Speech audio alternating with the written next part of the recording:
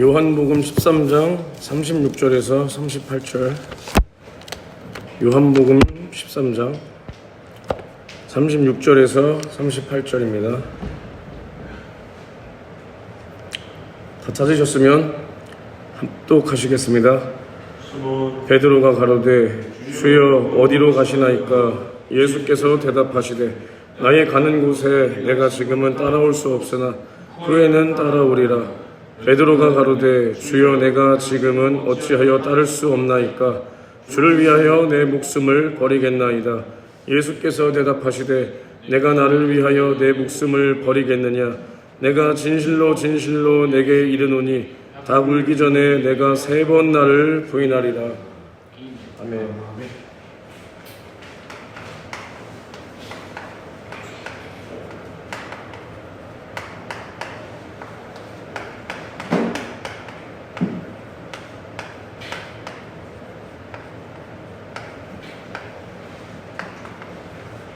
오늘 설교 제목은 내가 나를 위하여 내가 나를 위하여 내 목숨을 버리겠느냐 라는 제목으로 은혜를 나눠보겠습니다.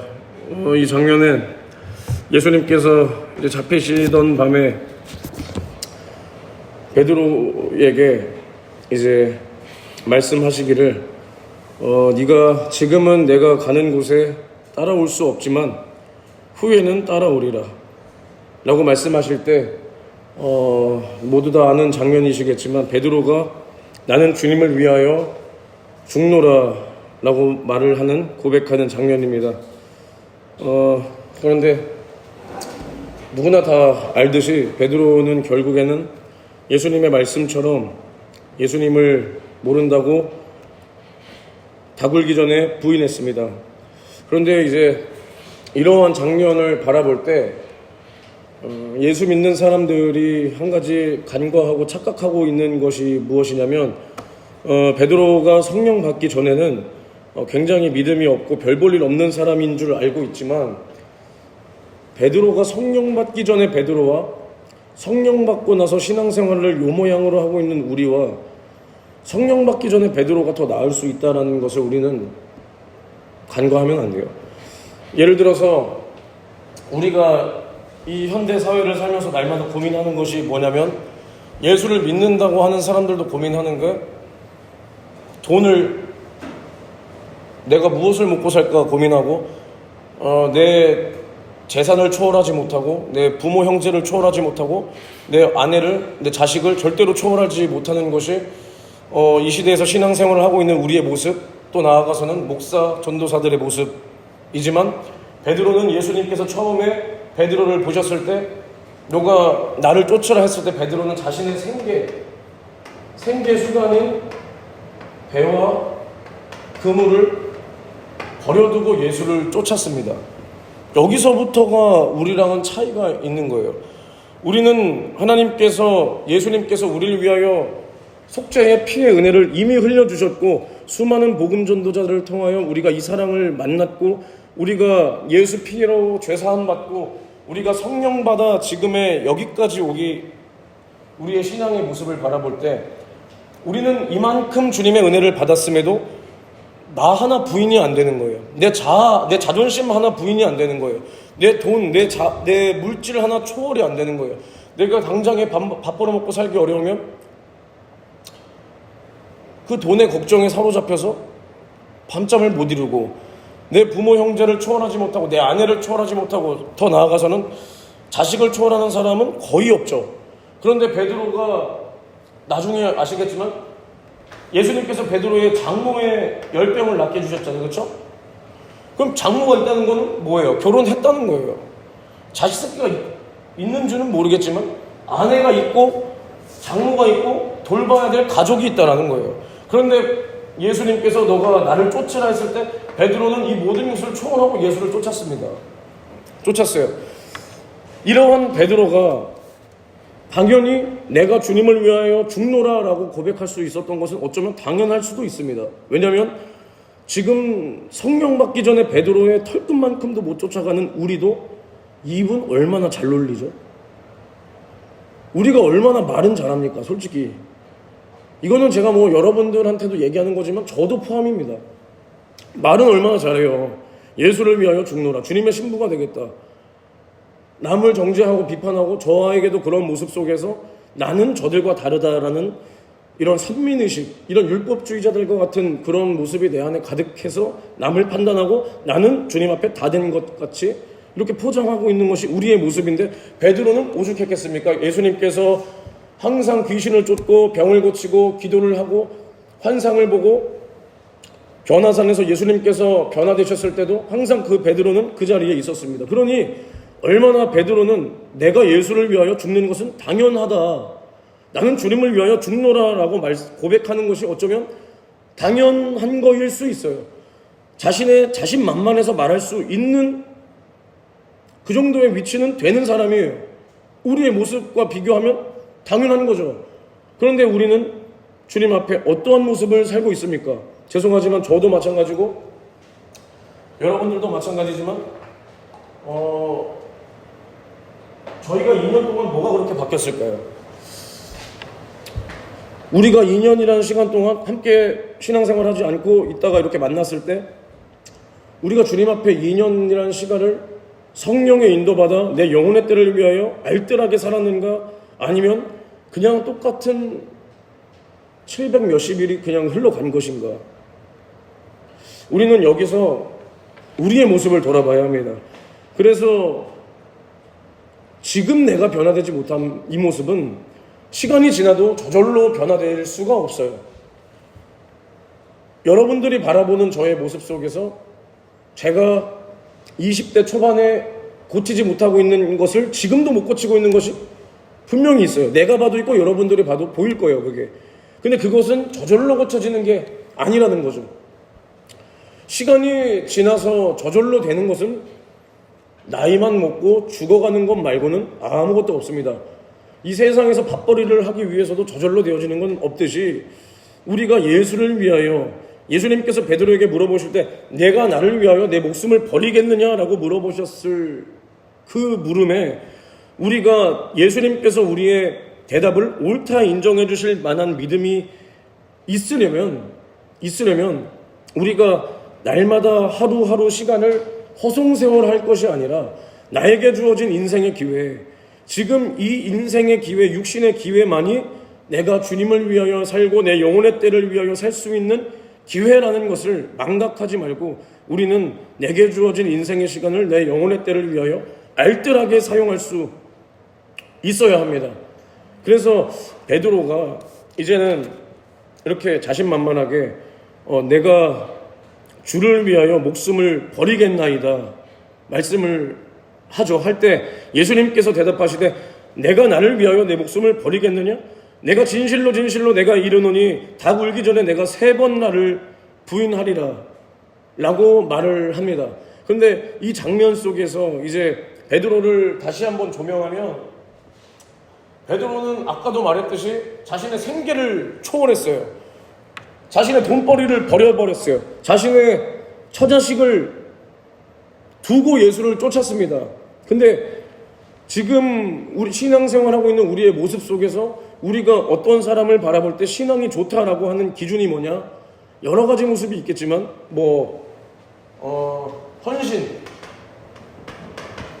헌신하면은 보통은 이제 예물을 많이 드리는 거. 예를 들어서 빚을 내서 예물을 드리고, 뭘 팔아서 예물을 드리고, 이렇게 초원하듯이 예물을 드리는 사람은 우리가 마치 정말 다 된 것 마냥 칭송을 하고 그렇게 생각을 합니다. 그런데 다시 한번 우리가 베드로의 모습 속에서 이 모습을 보면 베드로는 이거를 초장부터 했다는 거예요. 초장부터.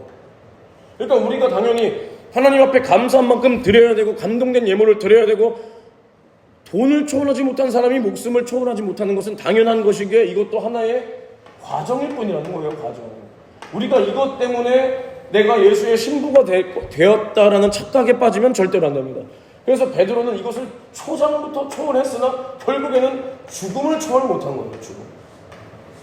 죽음 앞에서 예수를 부인해버린 거예요. 부인해버린 거다. 그러면 이 전에 무슨 일이 있었냐면, 이제 예수님께서 잡히시던 밤에 이제 이 후에 이제 기도를 하러 올라가시죠. 또 베드로, 야고보, 요한을 데리고 기도하러 올라가실 때 이제 제자들을 두고 또 따로 더 깊은 곳에 가서 기도를 하실 때, 야, 여기서 나를 위하여 좀 기도해라, 내가 이제 죽게 된 것을 위하여 기도해라 했을 때 제자들은 계속 졸아요. 예수님께서 기도하시고 오실 때마다 졸고, 야, 너희가 한시도 깨어 기도하지 못하냐? 그리고 나서 마지막으로 예수님께서 하신 말씀이, 야, 너희가 마음은 원이로되 육신이 약하도다.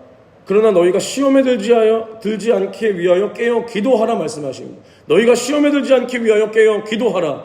근데 베드로와 제자들은 기도를 실패한 거예요. 기도하지 못했어요.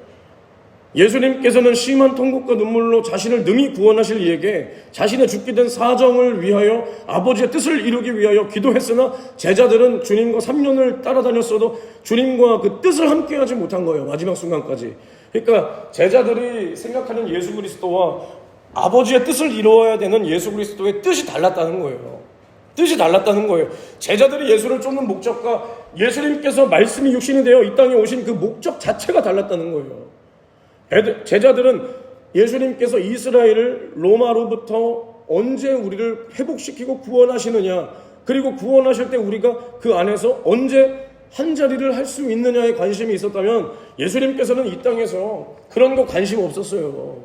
예수님께서는 우리를 죄와 사망과 지옥에서 구원하시고 마침내 죽고 부활하심으로 말미암아 마귀를 멸하고 그 안에 믿는 우리를 구원하시기 위하여 이 땅에 오신 것입니다.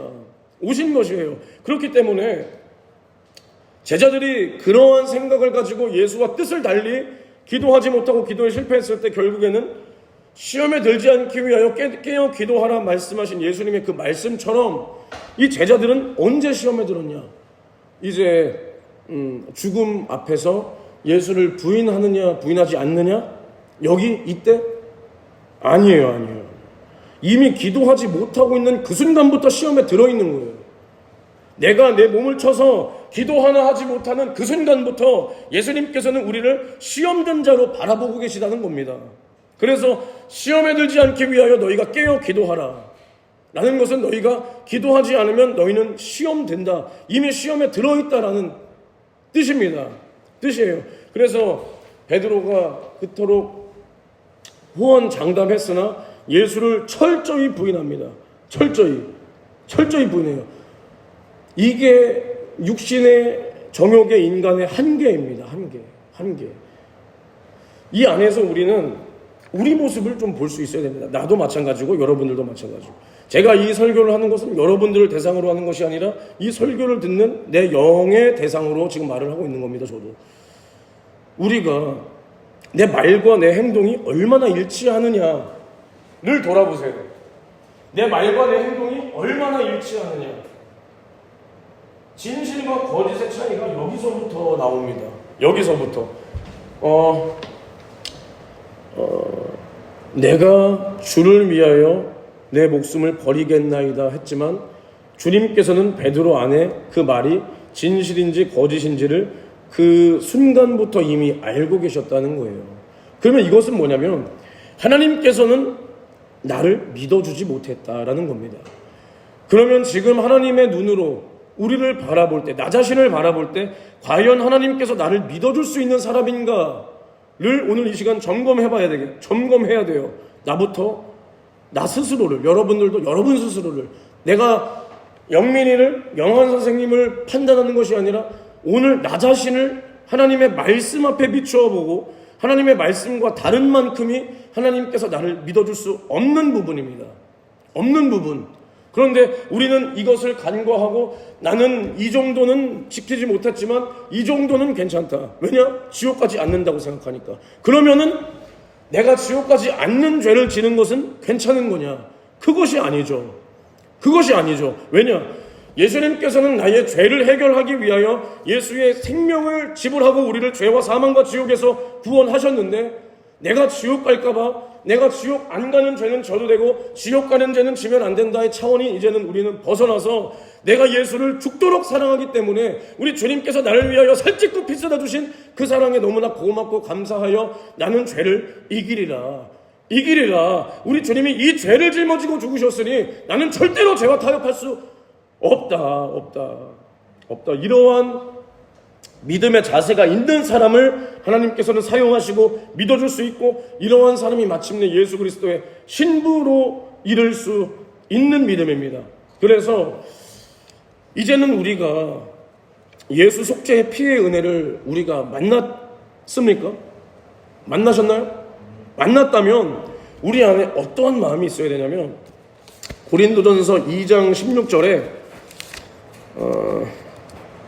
그 위에부터 보면은 이제 하나님의 사람의 사정을 사람의 속에 있는 영 외에는 누가 알리요? 이와 같이 하나님의 사정도 하나님의 영 외에는 알지 못한다 그랬습니다. 그래서 이제 우리는 세상의 영을 받지 않고 오직 하나님께로부터 온 영을 받았으니 이것이 뭐냐? 성령이죠. 그래서 이것을 우리가 말하거니와 사람의 지혜의 가르친 말로 아니하고 오직 성령의 가르치신 것으로 하니 신령한 일은 신령한 것으로 분별하느니라. 그래서 육에 속한 사람은 하나님의 성령의 일을 받지 아니하나니, 이것이 저희에게는, 이제 불신자들에게는, 또 믿는다고 하지만 육신의 정욕에 사로잡힌 사람들에게는 우리가 하나님의 성령의 일을 하는 것이 미련하게 보인다는 거예요. 미련하게. 그래서 깨닫지도 못하고, 이런 일은 그렇기 때문에 영적으로야 분별하느니라. 분별. 그래서 신령한 자는 모든 것을 판단하지만 아무에게도 판단을 받지 않는다 그랬습니다. 그러니까 우리가 영적 생활이라고 했을 때, 영적 생활이다, 우리가 이것에 대해서 많은 수식어가 필요가 사실 없는 겁니다. 이것은 성령이 나를 얼마나 장악해서, 내가 성령에 얼마나 압도당해서 성령께서 나를 마음껏 사용하시고 성령이 나의 인생의 경영주가 되시느냐 못 되시느냐의 차이입니다. 그래서 이것이 우리의 생각, 자아라고 했을 때, 우리가 성령 충만이 뭐냐면, 우리가 영적 생활이다, 성령 충만이다라는 게 뭐냐면, 수많은 수식어, 이론적으로 뭘 갖다 붙이는 게 아니에요. 우리가 이만큼이 육신의 생각이 타협하고 있어요. 이만큼. 그러면 이 부분만큼은 성령이 절대로 나의 의지를 꺾지 못합니다. 그럼 이 부분만큼은 성령이 그래도 사용을 하시도록 우리는 만들어야 되겠죠. 근데 여기서 만족하는 것이 아니라 우리는 이 모든 부분을 다 성령이 나를 장악하고 사용할 수 있는 사람이 성령 충만한 사람이요, 영의 사람이라는 거예요. 영의 사람. 우리의 생각의 일부를 조금도 육신의 정욕과 마귀사단 귀신과 세상 풍속에 내어주지 않고 내 육신을 쳐서 불의의 병기로 내던질 것이 아니라 의의 병기로 성령이 나를 마음껏 경영하고 사용할 수 있는, 성령이 내 인생의 경영주가 되시는 것이 성령 충만이고 영의 생각이고 영적 생활이고 영의 사람입니다. 그러면은 이제는 이러한 일은 예수를 믿는다고 하지만 육신의 생각이 가득한 사람은 이것을 미련하게 본다는 거예요. 그러니까 우리가 예를 들어서 기도하고 전도하고 충성하는 모습 속에서 우리가 육신의 생각에 사로잡힌, 예를 들어서 자칭 크리스찬들에게 우리가 야지를 당하지 않고 무시를 당하지 않는다면 우리는 그들과 같은 편이라는 거죠. 그들과 같은 편이다. 그래서 우리는 날마다 마지막 때에는 거룩한 자는 더욱 거룩하게, 악한 자는 더욱 악하게 구별된다 그랬으니까 우리는 날마다 시간이 지날수록 하나님 앞에 성령으로 구별되어서 이 세상 사람들과 육에 속한 자들은 우리를 이해하지 못하는 이러한 믿음의 사람이 되어야 합니다. 그러나 그들이 아무리 우리를 미련하게 볼지라도 그것은 진리가 아니니, 진리는 바로 진리의 영이신 성령이니, 이 영이 우리 안에 와서 우리를 장악할 때 마침내 이 세상은 우리를 미련하게 볼지라도 하나님께서는 우리를 옳다 인정하신다는 겁니다. 옳다. 그래서 마지막에 뭐라 그랬냐? 2장 16절에 누가 주의 마음을 알아서 주를 가르치겠느냐? 그러나 우리가 그리스도의 마음을 가졌느니라. 이제는 우리가 그동안은 베드로처럼 주님의 마음을 몰랐어요. 우리가 예수 믿고 구원받았다라고 하고 우리가 영적 세계를 체험하고 우리가 살아계신 하나님의 능력을 맛봤을 때 우리가 황홀하고 물론 감사하고 했지만 우리가 과연 주님의 심정을 우리가 가졌느냐? 근데 고린도전서 2장 16절에는 마침내 우리가 주의 마음을 알아서 주를 가르치고 그리스도의 마음을 가져야 된다라고 말을 하고 있는데, 우리가 과연 저 마음을 우리 안에 가졌느냐? 이게 중요한 겁니다. 우리가 제 아무리 귀신도 쫓았어. 병도 고쳤어. 우리가 예물도 잘 드렸어. 그래도 주님의 마음을 모를 수 있다라는 거예요. 결국에 주님의 마음, 주님의 심정은 어디 있냐면 영혼을 살리는 데 있다는 겁니다. 우리 주님께서 이 땅에 왜 오셨냐면 마귀의 일을 멸하시고 그 안에서 믿는 우리를 구원하기 위함이라는 거예요. 근데 주님께서 이 일을 위하여 오셨는데 우리가 주님과 함께 영혼 구원의 뜻을 함께 하지 않는다면 주님이 뭐라 그러셨냐? 나와 함께 모으지 않는 자는 다 해치는 자다. 해치는 자다. 그래서 우리가 주의 마음을 가졌느냐 못 가졌느냐는 내가 영혼을 사랑하느냐 사랑하지 못하느냐, 내가 영혼을 바라보고 지옥 가는 그들의 사정을 주님처럼 아파하고 그들을 위하여 기도하고 내가 야지를 당하고 무시를 당할지라도 내 자아를 다 꺾고 쳐서 그들에게 복음을, 예수 생명의 복음을 전할 수 있느냐 없느냐, 이게 주의 마음을 가진 자냐 그렇지 못하느냐예요. 우리가 그 어떤 말이 필요가 없다니까요. 어떤 사람들 이론적으로 쫙 뽑아서 성령의 사람은 어쩌고 아까 아침에도 들었듯이 성령 받지 못한 자들에게 일어나는 현상들, 지옥 가는 자들에게 일어나는 현상들, 그런 현상을 바라볼 게 아니라 네 안에 예수 마음이 있냐 없냐가 중요한 겁니다. 내 안에 예수 마음이 있냐 없냐, 너가 그리스도의 사람이냐 아니냐는 우리가 내 자아를 치고 내 자존심을 꺾고 복음을 전할 수 있느냐 없느냐, 이거밖에 없는 거예요. 이거밖에. 왜냐? 예수님께서는 이 일을 위하여 오셨기 때문에. 그래서 그러면 우리가 목사가 왜 되려고 합니까? 우리가 목사가 되어야 하는 이유가 뭐냐면 여기에 나와서 큰 소리나 이렇게 치고 누군가를 가르치고, 아니죠. 결국에는 우리의 믿음의 결국엔 영혼 구원을 시키기 위함이잖아요. 그들의 영혼을 구원하기 위함이잖아요. 그들의 영혼에게 예수 생명을 전달해주기 위함이잖아요. 근데 나는 이것을 못해. 난 야전에 나가서 전해보지 못했어. 나는 누군가에게 전할 때 아직도 내 자존심이 상해. 제 얘기. 아직도 자존심이 상해. 도대체 그럼 나는 어찌 된 사람이냐? 나는 어찌 된 사람이냐? 기가 막히는 거죠. 기가 막히는 거예요. 그래서 이제는 우리가 예수 몰라 지옥 갈 수밖에 없었던 내가 이제는 예수 생명으로 천국 갈 자가 되었다면, 우리는 고린도서 2장 16절의 말씀처럼 이제는 그리스도의 마음을 가져서 주님의 심정을 아는 자가 되어서 주님처럼 죽도록 그들을 사랑하고 섬기고 그들에게 예수 생명을 전해줘서 나는 죽어도 좋으니 너만은 살아야 돼 라는 예수의 정신을 우리가 가지고 그들에게 복음을 전할 수 있는 예수의 사람이 되어야 한다라는 것이죠. 되어야 한다. 그래서 예수님께서 뭐라 그러셨냐면, 이제 마태복음 5장에 이제 산상수훈에서 이제 10절부터 12절에 의를 위하여 핍박을 받는 자는 복이 있나니 천국이 저희 것임이라. 나를 인하여 너희를 욕하고 핍박하고 거짓으로 너희를 거스려 모든 악한 말을 할 때에는 너희에게 복이 있나니 기뻐하고 즐거워하라. 하늘에서 너희의 상이 큼이라. 너희 전에 있던 선지자들을 이같이 핍박하였느니라. 예수님께서는 우리를 위하여, 자신을 위하여, 그러니까 예수 이름을 인하여 우리가 이 땅에서 욕을 얻어먹고 핍박을 당하고 무시를 당하고 야지를 당할 때 우리더러 기뻐하라 그랬습니다. 기뻐하라. 왜냐? 하늘의 상이 있다. 영원히 썩지도 않고 동록이 존먹지 않는 그 하늘에 영원한 나의 상이 있는 것으로 인하여 기뻐하라는 거예요. 기뻐하라. 근데 우리가 이 말씀을 얼마나 인정하고 믿냐? 저부터도 마찬가지예요. 우리가 이런 얘기들을 많이 듣잖아요. 인터넷이나 그런 거 보면은 10억 주면은 감옥 갈 수 있냐? 아니면은 빌딩에 위험한 거 이런 사진 동영상 해놓고 5억 주면 가능? 하면은 난 1억 줘도 가능한데? 이런 글이라든가, 아니면 예를 들어서 100억 주면은 만수로 발가락 빨 수 있냐? 이런 인간의 존엄성을 완전히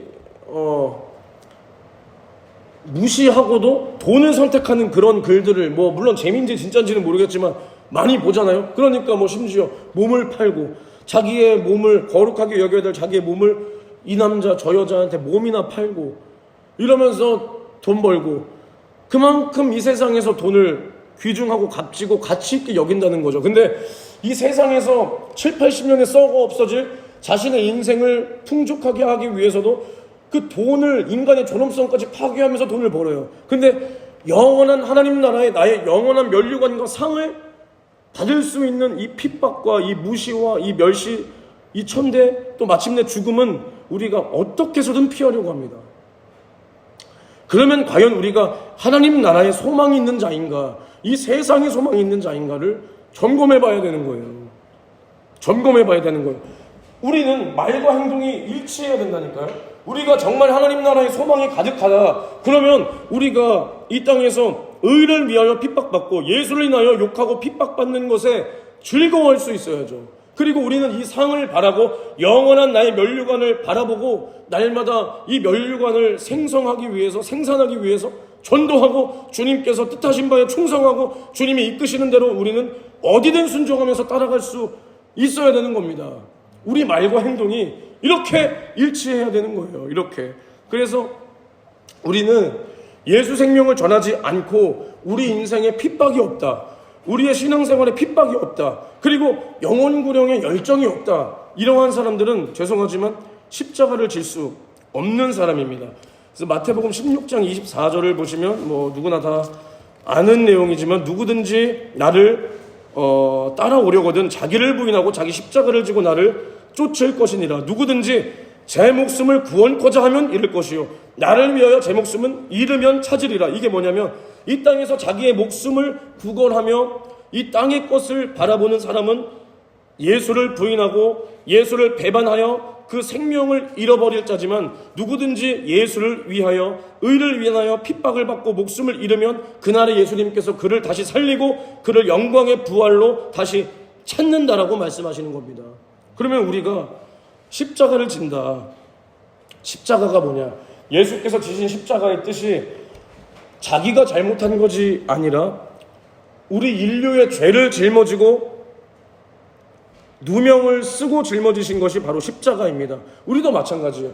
우리가 잘못을 해서 욕을 얻어먹는 것이 아니라 예수를 인하여 우리가 욕을, 예수를 인하여 우리가 멸시를, 우리가 예수를 인하여 우리가 핍박을, 죽음을 당할 수 있는 것이 바로 내 십자가를 진다는 건데, 이러한 예수 생명을 전하지 않고 핍박을 두려워하고 영혼구령에 열정이 없는 사람은 죄송하지만 예수를 위하여 죽을 수가 없는 겁니다. 없는 거예요. 왜냐? 지금도 내가 욕 하나 얻어먹기 싫어서 전도를 안 하고 내 자아가 이렇게 충만한데 내가 죽음 앞에서는 내가 내 자존심도 버린다? 이거는 말이 안 되는 거죠.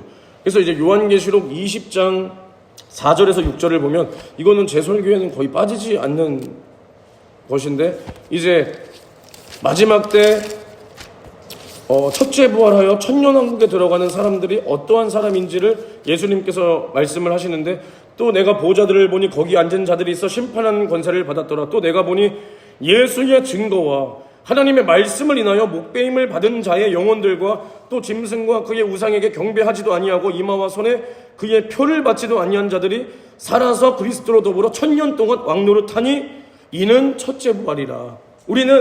우리가 그토록 소망하고 우리가 계속 말하는 첫째 부활에 참여하는 자가 되기 위해서는 예수의 증거와 하나님의 말씀을 인하여 우리가 목배임을 받을지라도 예수를 부인하지 않고 내 믿음을 끝까지 지키는 자, 내 믿음의 정절을 끝까지 지키는 자가 그날에 예수와 함께 다스리는, 심판하는 권세를 받고 첫째 부활에 참여하는 이러한 주님의 신부가 된다라는 것입니다. 그래서 우리는 오늘 제가 두 가지밖에 얘기 안 했습니다. 기도와 전도예요. 기도와 전도. 왜냐? 예수님께서 뭐라고 말씀하셨냐? 너희가 시험에 들지 않기 위하여 깨어 기도하라. 그리고 나서 전도하라는 거예요. 우리가 시험 들었다. 어디서부터 시험 들었냐? 내가 기도하지 않는 자는 시험된 자입니다. 예수님께서 그 자를 시험된 자로 바라볼 수밖에 없는 것입니다. 그래서 우리는 날마다 깨어 내 영혼을 위하여 기도함으로 말미암아, 또 기도한다면 우리 안에 무엇이 오냐면 성령의 감동이 올 수밖에 없어요. 근데 성령이 우리 안에서 무슨 일을 하시냐? 예수의 하신 말씀을 생각나게 하신다 그랬습니다. 그럼 아까도 말했지만 예수께서 이 땅에서 하신 말씀, 예수의 공생애가 뭐냐? 영혼구원이에요. 영혼구원. 그러면 내가 기도하여 성령의 감동, 성령의 주시는 생각으로 내가 영의 사람이 되었다라는 증거는 첫째로 영혼구원의 구령의 열정과 그러한 마음이 있어야 돼요. 먼저 그 마음을 우리가 또 받아들여서 처음에는 당연히 어렵죠. 아니요, 처음이 아니라 이거는 정말 내 육신이 있고 내 자아가 살아있는 한은 끝까지 우리가 어렵고 싸워야 되는 것이, 사람들에게 싫은 소리, 아쉬운 소리 할 우리가 필요가 뭐가 있습니까? 그런데 우리는 그들에게 싫은 소리 하고 아쉬운 소리 해서 마침내 그들의 영혼을 구원해야 되기 때문에 우리는 그들에게 무시를 당할지라도, 그들에게 욕을 얻어먹고 뭐 그들에게 맞을지라도 우리는 전해야 하는 우리가 여기까지 순종할 수 있도록 우리는 날마다 성령 충만해야 하는 것입니다. 그래서 이제 예수님께서 우리에게 원하시는 것이 무엇이냐면, 제가 항상 말씀드리는 것이, 제가 5분 안에 끝낼게요. 말씀드리는 것이, 우리가 이걸 알아야 돼요. 그러니까 제가 이제 제일 이제 좀 안타까운 게, 사람들이 하나님께서 하지 말라 이 말도 물론 안 지키는 사람이 대다수지만 이것은 그래도 지키려고 하는 사람들이 있어요. 근데 예수님께서 하라, 뭔가 이 하라라고 말씀하신 것은 권위가 없나 봐요. 이거를 지켜야 되는 거예요. 이건 당연한 거고 요걸 해야, 하라라는 것을 해야 우리가 신부가 되는 거거든요. 신부? 그럼 하라가 뭐예요? 기도하라, 전도하라, 죽도록 충성하라. 이걸 해야, 우리가 하라를 지켜야 우리가 신부가 되는데, 우리는 하지 말라, 뭐 이래서 음란하지 말고 우상 숭배하지 말고, 당연히 안 해야죠. 우리는 이거 지키고 그냥 위풍당당한 거야. 이거는 일절 없어. 그래서 행함과 진실함으로 주님 앞에 드릴 열매는 하나도 없으면서 우리는 이거 안 했다고, 이게 뭐야? 율법주의자들이에요. 나는 이렇게 안 했다, 난 이렇게 했다. 근데 우리는 결국에는 하라라는 말씀을 지켜서, 이것도 내 의가 높아지는 것이 아니라 마침내 주님 앞에 주님의 증거로 열매를 맺어야 되는 거죠. 열매를. 그래서 예수님께서 마태복음 25장 35절에서 40절에 이것은 이제 마지막 때에 징조와 어떠한 자들이 양과 염소, 알곡과 쭉정이, 또 미련한 5처녀와 슬기로운 5처녀, 이제 이러한 장면 속에서 뭐라고 말씀하시냐면, 내가 줄일 때에 너희가 먹을 것을 주었고, 이제 목마를 때에 마시게 하였고, 나그네 되었을 때 영접하였고, 벗었을 때 옷을 입혔고, 병들었을 때 돌아보았고, 옥에 갇혔을 때 와서 돌아보았느니라. 그래서 이제 의인들이 이러한 사람이다. 그래서 의인들이 대답하여 가로되, 주여, 우리가 어느 때에 주의 줄이신 것을 보고 이렇게 했고, 우리가 언제 주를 도왔습니까? 라고 물어보니까 주님이 뭐라 그랬냐? 진실로 너희에게 이르노니 너희가 여기 내 형제 중에 지극히 작은 자 하나에게 한 것이 곧 내게 한 것이다. 또 반대로 왼편에 있는 자들에게는 너희가 줄일 때 나를 돌아보지 아니하였고, 뭐 마실 것을 주지 아니하였고, 이렇게 쭉 나갑니다. 그래서 이제 또 이 악인들도 똑같이 물어보죠. 내가 어느 때에 주의 줄이신 것을 이제 외면했습니까? 물어볼 때 이제 임금이 대답하여 가라사대, 내가 진실로 너희에게 이르노니 이 지극히 작은 자 하나에게 하지 아니한 것이 내게 하지 아니한 것이다.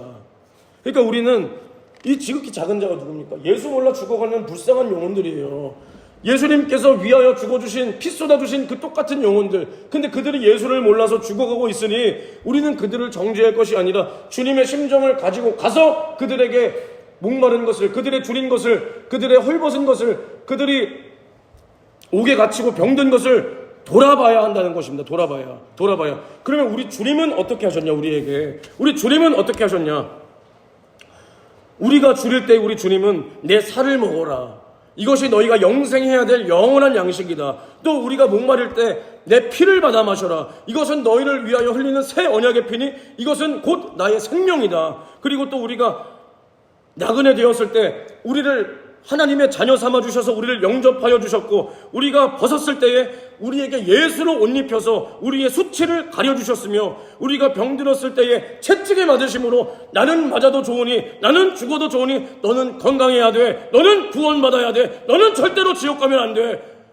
이러한 사랑을 우리에게 주님은 보여주시고 우리에게 이렇게 따라오라라고 말씀하시는 겁니다. 그래서 우리가 이제는 그리스도의 마음을 가진 자로서 주님을 줄 수 있는 사람이 되어야 합니다. 줄 수 있는 사람이. 그래서 우리는 성령 충만한 사람이 되어서, 성령 충만이 뭐냐?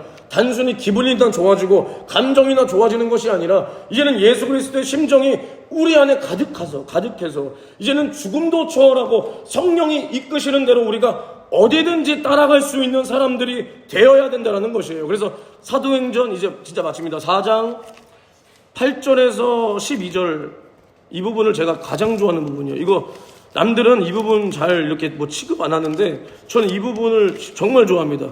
그래서 이제 사도행전 4장 8절에서 12절을 보면 이에 베드로가 성령이 충만하여 가로되, 여기 나와요. 성령이 충만하여 가로되 백성의 관원과 장로들아, 만일 병인에게 행한 착한 일에 대하여 이 사람이 어떻게 구원을 얻었냐고 우리에게 질문하면 너희와 모든 이스라엘 백성들은 알라, 너희가 십자가에 못 박고 하나님이 죽은 자 가운데서 살리신 나사렛 예수 그리스도의 이름으로 이 사람이 건강하게 되어 너희 앞에 섰느니라. 이 예수는 너희 건축자들의 버린 돌로서 집 모퉁이의 머릿돌이 되었느니라. 다른 이로서는 구원을 얻을 수 없나니 천하 인간의 구원을 얻을 만한 다른 이름을 우리에게 주신 일이 없음이니라 하였더라.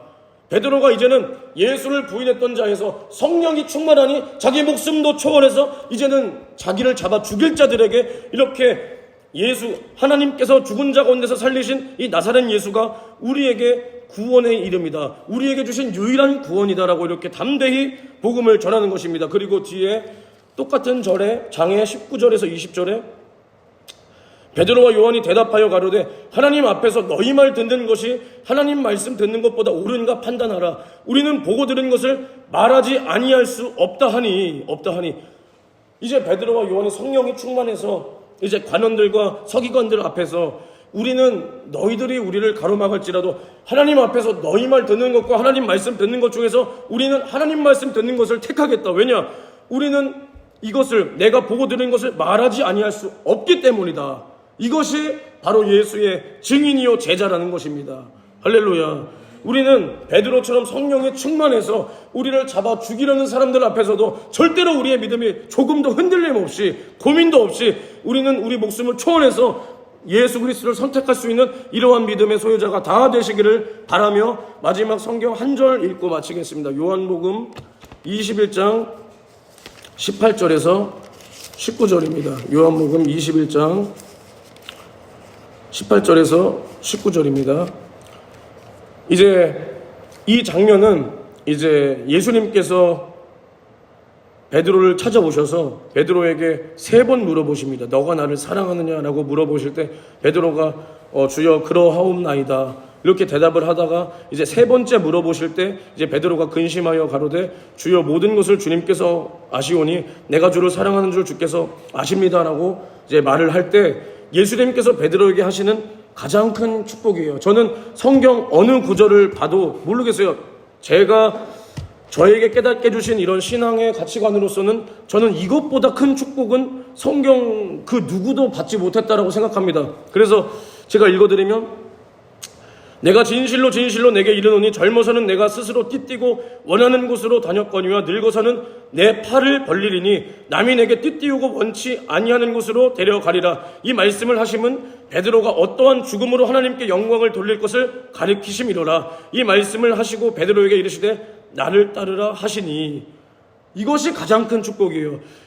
이제는 예수께서 베드로를 바라보실 때 베드로가 믿어진다는 거예요. 그래서 결국에는 베드로의 그러한 죽음을 예언하시며 마침내 베드로의 죽음이 베드로가 어떠한 죽음으로 하나님께 영광을 돌릴 것인가를 가르치신다. 봐보세요. 우리가 그냥 누구든지 이 땅에 와서 예수 믿든 안 믿든 7, 80년 살면 죽어요. 근데 7, 80년이면 끝날 나의 인생을 누구는 예수를 위하여 이렇게 내어주고 마침내 나의 죽음이 하나님께 영광이 된다는 것이, 이것보다 더 큰 축복을 받은 사람이 성경에 어디 있습니까? 없는 거예요. 누군가는 개죽음을 당하고 지옥 가고 이 땅에서도 이름이 먹칠을 당하고 자살하고 뭐 여자 저탱이나 만지고 자살하고 이런 사람이 있는가 반면에 누구는 이 사람의 죽음이, 예수를 위한 죽음이 하나님께 영광이 된다. 하나님께 영광이 된다. 우리는 이러한 삶을 살 수 있어야 됩니다. 이러한 사람이 예수 그리스도의 신부요, 이러한 사람이 마침내 예수님께서 이 땅에 강림하실 때에 그에게 붙은 자로서 공중의 혼인잔치에 참여할 자임을 확실히 믿으시고 우리가 이 땅에서 육신을 가지고 육신의 눈으로 이 세상을 바라볼 때는 나의 생각이 흔들릴 수밖에 없습니다. 정욕의 인간이기 때문에, 몸을 가졌기 때문에. 그러나 우리는 그것에 타협하지 마시고 당연하다고 여기지 마시고 주여 나를 도와 주시옵소서. 주여 날마다 나에게 육신의 정욕과 육신의 생각이 찾아오고 들어올지라도 날마다 그것을 초월해서 주님 뜻대로 살 수 있도록 제발 나를 붙들어 주시옵소서. 그리하여 예수 피의 은혜로 지옥의 신세를 면하게 된 나가 이제는 나도 주님처럼 복음 전도하여 지옥 갈자 한 사람이라도 줄여보자. 한 사람이라도 줄여보자. 할렐루야. 우리가 모든 사람을 구원할 수 없지만 지옥 갈자 한 사람이라도 우리가 줄여봅시다. 할렐루야. 두 손 높이 들고 기도하실 때 주여 우리가 주님 앞에 말과 행동이 너무나 달랐던 모습 용서하여 주시고 이제는 주님께서 베드로를 바라보실 때 베드로가 믿어져서 베드로의 죽음을 예언하시고 그 죽음이 하나님께 영광이 될 것을 베드로에게 축복하셨듯이 주님께서도 우리를 바라보실 때 우리 예수 생애자연 부흥사회 한 사람 한 사람을 바라보실 때 우리를 믿어주는 사람이 되어서 우리의 죽음이 하나님께 영광이 되고 우리의 인생에는 복이 되도록 주여 나를 도와 주시옵소서. 기도부터 이기고 전도부터 승리할 수 있도록 주여 나를 도와 주시옵소서. 주여 삼창 외치고 동성으로 기도합니다. 주여